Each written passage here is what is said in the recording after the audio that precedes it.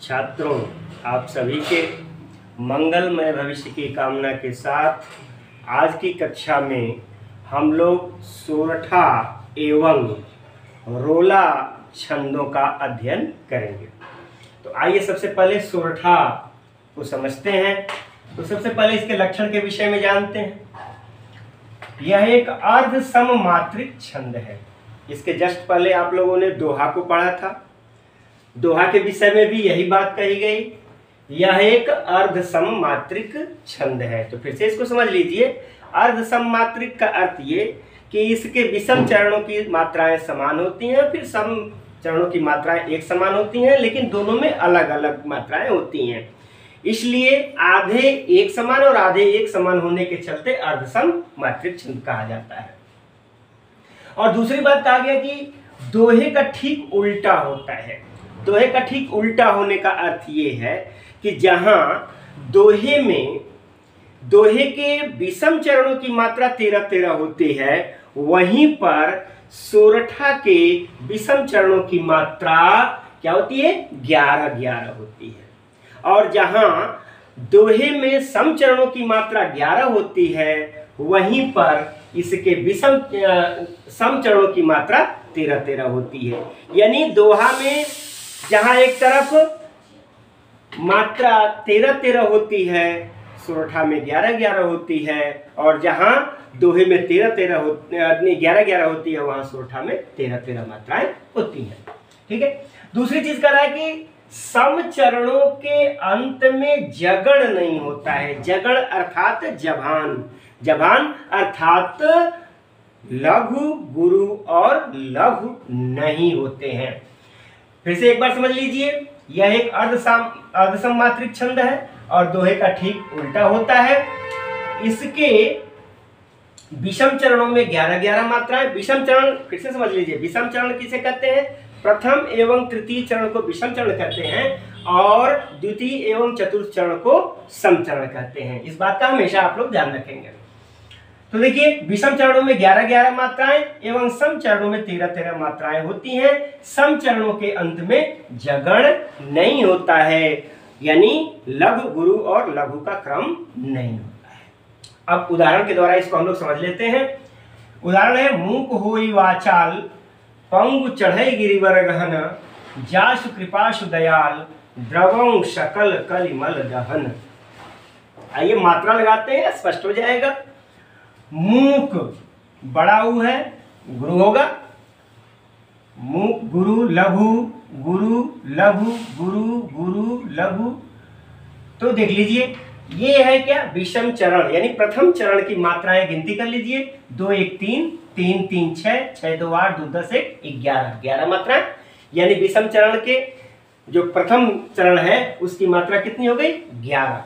अब आइए विषम चरण द्वितीय चरण को चलते हैं। दूसरे चरण में तो 2 3 4 5 6 7 8 9 10 11 12 और 13। तो देखिए आप लोगों ने द्वितीय चरण, दूसरे चरण अर्थात सम चरण की मात्रा कितनी हो गई? 13। फिर आइए तीसरे चरण में चलते हैं। तीसरे चरण को भी हम लोग क्या कहते हैं? विषम चरण कहते हैं। तो देखिए, गुरु लघु, लघु गुरु, लघु लघु, गुरु और लघु। ठीक है। अब आइए देखिए, 3 3 6 7 8 3 11। फिर देखिए चतुर्थ चरण में लघु, गुरु, लघु लघु लघु, लघु लघु लघु लघु लघु और लघु लघु। फिर गिनती कर लीजिए। अंतिम जो चतुर्थ चरण है यानी सम चरण, इसकी मात्रा गिनिए। 3 4 5 6 7 8 9 10 11 12 और 13। यानी कि इसके जो विषम चरण हैं उनकी मात्रा कितनी हो गई?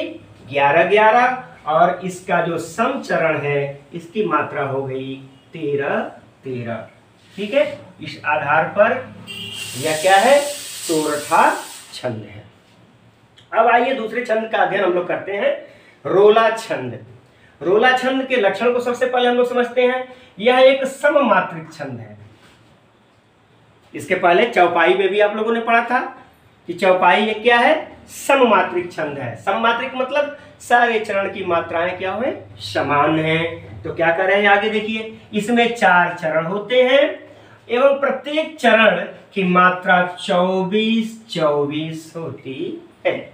यानी प्रत्येक चरण की मात्रा कितनी होती है, 24 होती है। और दूसरा एक लक्षण है कि 11 एवं 13 मात्राओं पर यति होती है। ठीक है, यति का मतलब विराम, 11 एवं 13 मात्राओं पर यति होती है। अब आइए हम लोग इसको एक उदाहरण के माध्यम से समझते हैं। लक्षण को आप लोग फिर से देख लीजिए। यह एक सममात्रिक छंद है, इसमें 4 चरण होते हैं एवं प्रत्येक चरण की मात्रा 24-24 होती है।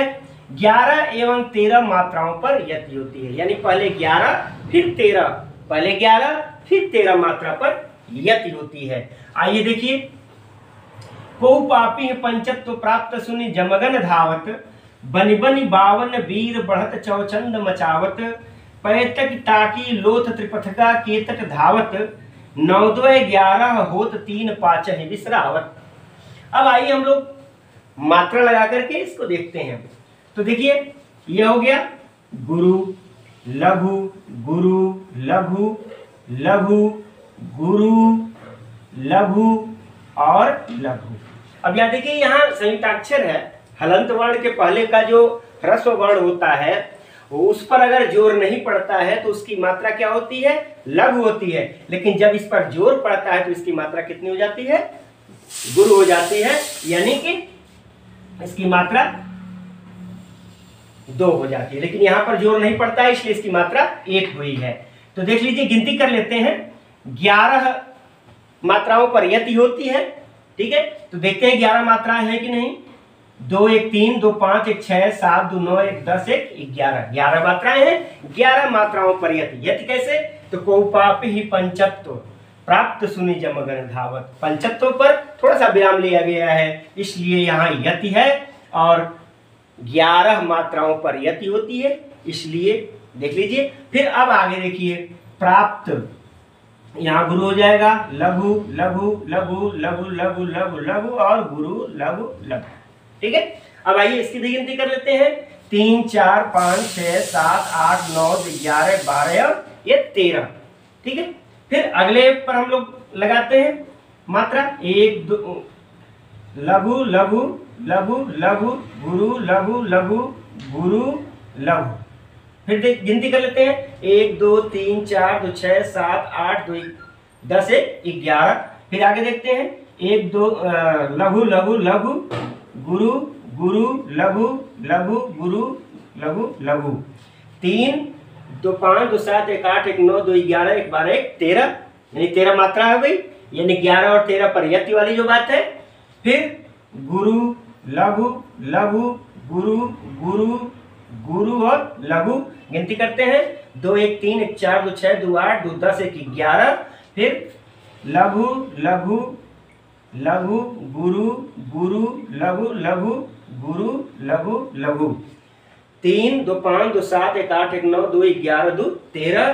फिर अंतिम चरण को देख लेते हैं, गुरु गुरु गुरु लघु लघु गुरु और लघु। 2 2 4 2 6 1 7 8 2 10 1 11 गुरु लघु गुरु लघु लघु लघु लघु गुरु लघु और लघु। 3 3 6 1 7 1 8 1 9 3 12 1 13। इस प्रकार से 11 और 13 मात्राओं पर यति के क्रम में इसके चारों चरणों की मात्राएं 24-24 हुई। इस प्रकार से इन पंक्तियों में रोला छंद है। आज की कक्षा में सिर्फ हम सोरठा एवं रोला छंदों का अध्ययन हम लोगों ने किया। फिर से आप लोगों से आग्रह है कि आप लोग हमारे चैनल को सब्सक्राइब कर लीजिए ताकि समय समय पर आपको नोटिफिकेशन हमारा मिलता रहे और आप इससे लाभान्वित हों। ज़्यादा से ज़्यादा शेयर कीजिए ताकि ज़्यादा से ज़्यादा बच्चे लाभान्वित हों। धन्यवाद।